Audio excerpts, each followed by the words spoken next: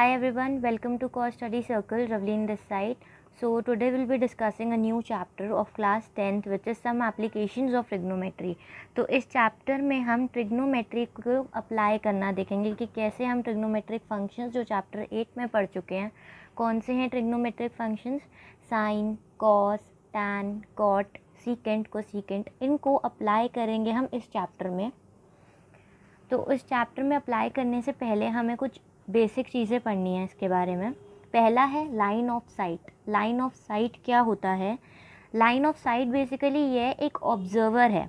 Observer कौन है? एक पर्सन है जो किसी चीज़ को, किसी ऑब्जेक्ट को ऑब्जर्व कर रहा है, तो वो कहलाता है ऑब्जर्वर। ठीक है, तो वो ऑब्जर्वर ना इस पॉइंट पे है, ऑब्जर्वर यहाँ पे है इस पॉइंट पे, ई पॉइंट से वो ऑब्जर्व कर रहा है एक ऑब्जेक्ट है ओ, एक ऑब्जेक्ट है ओ, उसको ऑब्जर्व कर रहा है। तो जिस साइड से वो देखेगा, यहाँ से वो ऑब्जर्व कर रहा है, तो वो ऐसे फॉर्म होगा।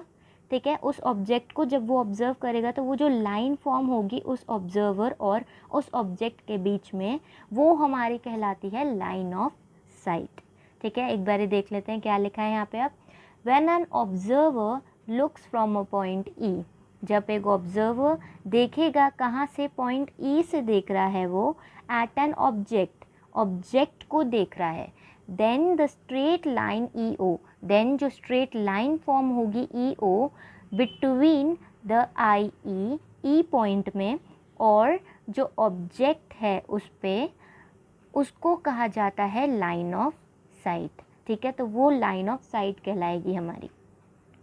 नेक्स्ट हमारा आता है हॉरिजॉन्टल लाइन। हॉरिजॉन्टल लाइन कैसे वर्क करती है? यहाँ पे जब ऑब्जर्वर एक पॉइंट को देख रहा है, वो पॉइंट जो है वो बिल्कुल हॉरिजॉन्टल है, मतलब जहाँ पे वो ऑब्जर्व कर रहा है, इस पॉइंट से वो ऑब्जर्व कर रहा है, वो बिल्कुल हॉरिजॉन्टल है, तो वो हॉरिजॉन्टल लाइन कहलाएगी। ठीक है, when an observer looks from a point E to another point Q, एक और पॉइंट है ई पॉइंट से वो क्यू पॉइंट पे देख रहा है, जो कि ई पॉइंट के हॉरिजॉन्टल है। हॉरिजॉन्टल इस लाइन को बोला जाता है। ठीक है, जो ऐसे लाइन होती है इनको हॉरिजॉन्टल लाइन बोला जाता है। ठीक है, then the straight line E Q between E and Q, E और क्यू के बीच में जो स्ट्रेट लाइन बन रही है ये कहलाती है हमारी हॉरिजॉन्टल लाइन। ठीक है, तो हमारे पास अभी दो कॉन्सेप्ट क्लियर हुए हैं, line of sight and horizontal line. Second, अब हमारा नेक्स्ट क्या कॉन्सेप्ट है? नेक्स्ट कॉन्सेप्ट है हमारा जो मेन आता है वो है एंगल ऑफ एलिवेशन।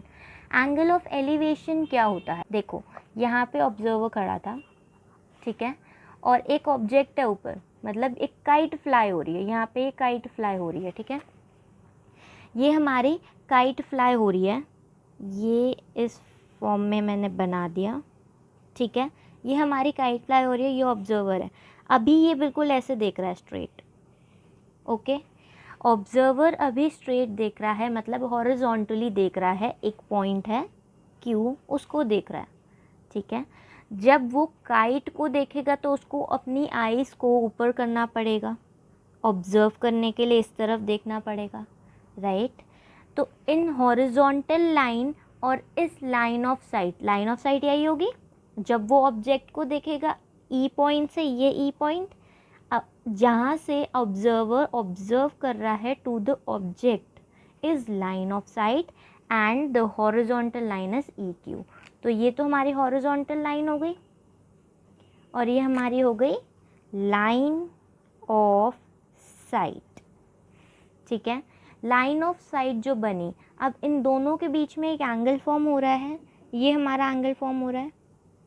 एंगल कैसे फॉर्म हो रहा है? स्ट्रेट देख रहा था, जब ऊपर देखने लगा तो ये काइट और ऊपर जाएगी, तो एंगल ऑफ एलिवेशन जो फॉर्म होगा वो और ऊपर हो जाएगा, मतलब काइट थोड़ी ऊपर फ्लाई करेगी तो एंगल ऑफ एलिवेशन तो उसे और ऊपर देखना पड़ेगा ना, तो जो बीच में एंगल फॉर्म हुआ वो कहलाता है एंगल ऑफ एलिवेशन।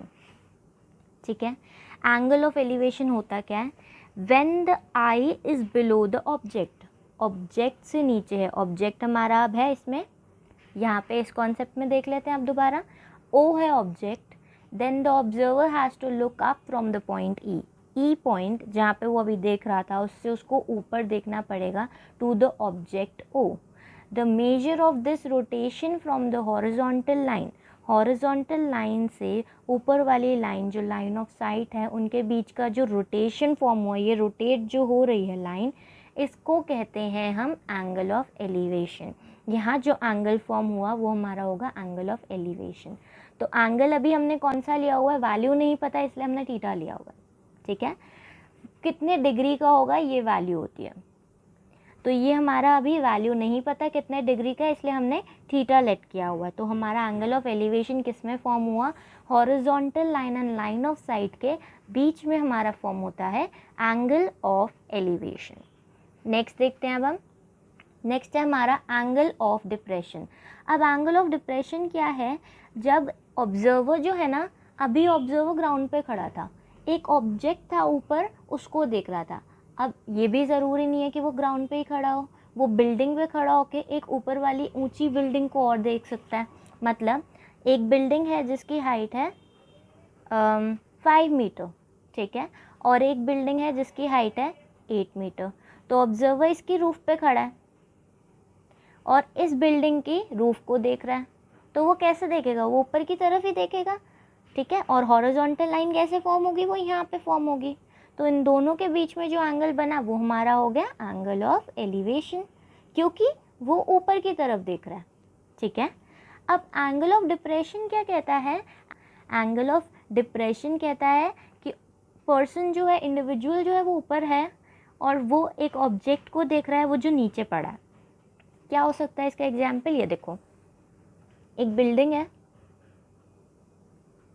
यहाँ पे इसकी रूफ पे खड़ा है इंडिविजुअल, यहाँ पे है इंडिविजुअल, ठीक है। अब ये जो इंडिविजुअल है यहाँ पे स्टोन पड़ा है, ठीक है। अब ये इंडिविजुअल बिल्डिंग की रूफ से इस ऑब्जेक्ट को, इस स्टोन को देखेगा, तो उसको कैसे देखना पड़ेगा, नीचे की तरफ। अभी तक वो कैसे देख रहा था एंगल ऑफ एलिवेशन में, जब काइट ऊपर फ्लाई कर रही थी तो वो एंगल ऑफ एलिवेशन फॉर्म हो रहा था, ऊपर की तरफ ऑब्जेक्ट को देख रहा था, राइट। अब ऑब्जेक्ट कहाँ बन रहा है, नीचे की तरफ। तो ऑब्जर्वर की आई से ऑब्जेक्ट की तरफ जो लाइन फॉर्म हुई वो दोनों तो हमारी क्या हो गई, ये जो लाइन हमारी फॉर्म हुई, ये दो पॉइंट्स के बीच में जो लाइन फॉर्म होती है वो क्या होती है, E and object, eyes and object के बीच में जो लाइन फॉर्म होती है वो होती है हमारी लाइन ऑफ साइट। ये तो हमने पढ़ा हुआ है, ठीक है। अब हॉरिजॉन्टल लाइन यहाँ कैसे फॉर्म होगी, जब ऑब्जर्वर बिल्कुल स्ट्रेट देखेगा, ऑब्जर्वर अब स्ट्रेट देखेगा तो ये हॉरिजॉन्टल लाइन फॉर्म हुई, नीचे देखेगा तो लाइन ऑफ साइट और ये हॉरिजॉन्टल लाइन। अब ऑब्जेक्ट तो नीचे था, ऑब्जेक्ट अगर नीचे था, हॉरिजॉन्टल लाइन ये थी, तो इन दोनों के बीच में जो एंगल फॉर्म होगा वो हमारा होगा एंगल ऑफ डिप्रेशन। डिफरेंस दोनों में क्या निकला, डिफरेंस दोनों में ये आया कि जब हम एंगल ऑफ एलिवेशन फॉर्म करते हैं तो ऑब्जर्वर ऊपर देखता है, जब डिप्रेशन फॉर्म करते हैं तो ऑब्जर्वर नीचे देखता है, ऑब्जेक्ट नीचे पड़ा होता है, ठीक है। तो एंगल ऑफ डिप्रेशन क्या हुआ, when the eye is above the object, object पे आई होती है but the observer has to look down from the point E, E point से उसको नीचे देखना पड़ता है, ई पॉइंट से नीचे की तरफ देखना पड़ता है ऑब्जेक्ट को देखने के लिए, जो हॉरिजॉन्टल लाइन होगी। यहाँ पे जो ये हॉरिजॉन्टल लाइन है ये किसके पैरेलल होगी, is parallel to the ground, ground के पैरेलल। क्यों, जब वो स्ट्रेट देखेगा तो ये एक हॉरिजॉन्टल लाइन हमारी फॉर्म हुई, बट बिल्डिंग एंड स्टोन वो दोनों तो एक ग्राउंड पे थे, तो ये दोनों लाइंस एक दूसरे के पैरेलल होंगी, ठीक है। अब ये लाइंस जो हैं ये हमारी पैरेलल हैं। The measure of the rotation angle theta the from the horizontal line, horizontal line से जो लाइन ऑफ साइट के बीच में बनता है वो एंगल हमारा कहलाता है एंगल ऑफ डिप्रेशन, ठीक है। ये हमारे दो मेन एंगल हैं जिन पे हम वर्क करेंगे अब आगे। तो एंगल ऑफ एलिवेशन हुआ ऑब्जर्वर कोई ऑब्जेक्ट ऊपर है उसको देखता है, एंड एंगल ऑफ डिप्रेशन हुआ ऑब्जर्वर कोई ऑब्जेक्ट नीचे है उसको देखेगा। तो एंगल फॉर्म होगा horizontal line and line of site के बीच में, दोनों केसेस में। अब चलते हैं एक एग्जाम्पल पे, इस बेसिस पे। तो एग्जाम्पल है हमारा, अ tower stands vertically on the ground. तो ये ड्रॉ कर लेते हैं पहले तो हम। Tower stands vertically on the ground, vertically ऐसे फॉर्म होगा, ठीक है। टावर का नाम ले लेते हैं हम ए बी, ए बी हमारा टावर हो गया। Tower stands vertically on the ground from the point on the ground which is 15 metre away from the foot of the tower. कोई पॉइंट है ग्राउंड पे जो कि 15 मीटर दूर है टावर के फुट से। तो टावर का फुट कहाँ पे है, ये है टावर का फुट, ठीक है। टावर के फुट से 15 मीटर दूर कहीं पॉइंट है, तो इतना डिस्टेंस हमें क्या मिला, ये हमें डिस्टेंस मिला 15 मीटर। ये कोई पॉइंट है पी ले लेते हैं। From the foot of the tower the angle of elevation of the top of the tower is found to be 60 degree. तो देखो क्या लिखा है, angle of elevation of the top of the tower. Top का, top means यहाँ पे, अब यहाँ पे पॉइंट है, इस पॉइंट से ऊपर की तरफ देखेंगे तो एंगल ऑफ एलिवेशन ही बनेगा ना। किसके बीच में बन रहा है, horizontal line and the line of site. तो लाइन ऑफ साइट हमारी बनी पी ए, ठीक है। एंगल ऑफ एलिवेशन जब हम ऊपर की तरफ देखेंगे तो फॉर्म होगा, ये हमारी लाइन ऑफ साइट आई है और ये हमारा हॉरिजॉन्टल डिस्टेंस, हॉरिजॉन्टल लाइन, ठीक है। तो ये बना हमारा angle of elevation which is found to be, कितना दिया हुआ है, 60 डिग्री।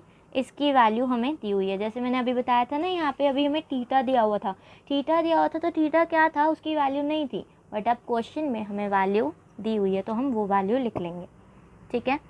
तो हमारे पास आया फाइंड, क्वेश्चन में पूछा है अब हमें आगे, find the height of the tower. Tower की हाइट फाइंड करो, height of tower is A B ना, तो ए बी तो फाइंड करो। तो पहले तो हम लिख लेते हैं, let A B be the height of tower. A B जो है वो हमारी हाइट होगी टावर की, ठीक है, और पी बी हमारा डिस्टेंस है। अब देखो हमें फाइंड क्या करना है, हमें फाइंड करनी है height of the tower. Height of tower means A B, ठीक है। ए बी हमें फाइंड करना है और ये जो है ये वर्टिकली स्टैंड हो रहा है। हमें क्या पता है, ट्रिग्नोमेट्रिक फंक्शंस जो है वो राइट एंगल ट्रायंगल पे फॉर्म यूज़ कर सकते हैं हम, राइट। तो यहाँ पे भी एक राइट एंगल ट्रायंगल फॉर्म हो रहा है, क्यों, क्योंकि ये जो है ये वर्टिकल है हमारा पोल, तो यहाँ हमारा राइट एंगल ट्रायंगल फॉर्म होगा, ठीक है। अब यहाँ पे ट्रिग्नोमेट्रिक फंक्शन कौन से यूज़ होंगे, कैसे यूज़ होंगे, उस पर चलते हैं। हमें ए बी फाइंड करना है, बेस हमारे पास है, हमारे पास एक फॉर्मूला है tan 60 डिग्री का, मतलब tan थीटा का परपेंडिकुलर अपॉन बेस। कैसे, लास्ट वीडियो में मैंने डिस्कस किया था इसके बारे में, ये एक ट्रिक है लर्न करने की। क्या है ये, देखो एक बारी, some people have curly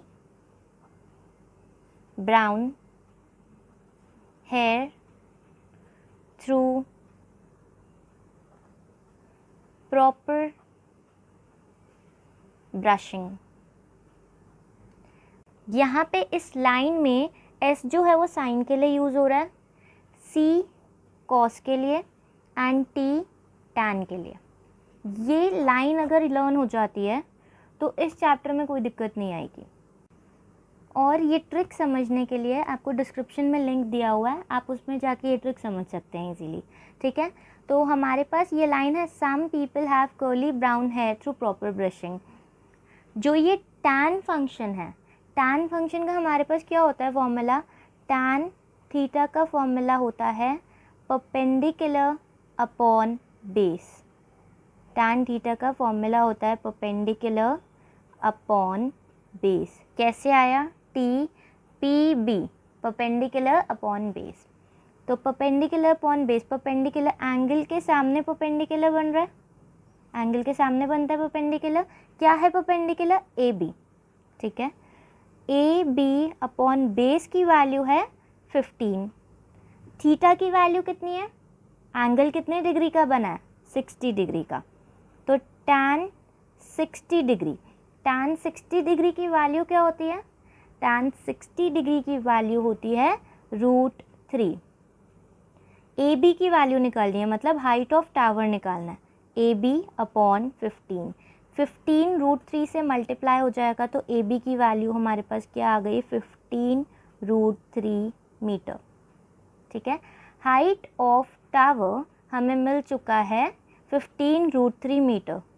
so height of tower is 15 root 3 metre.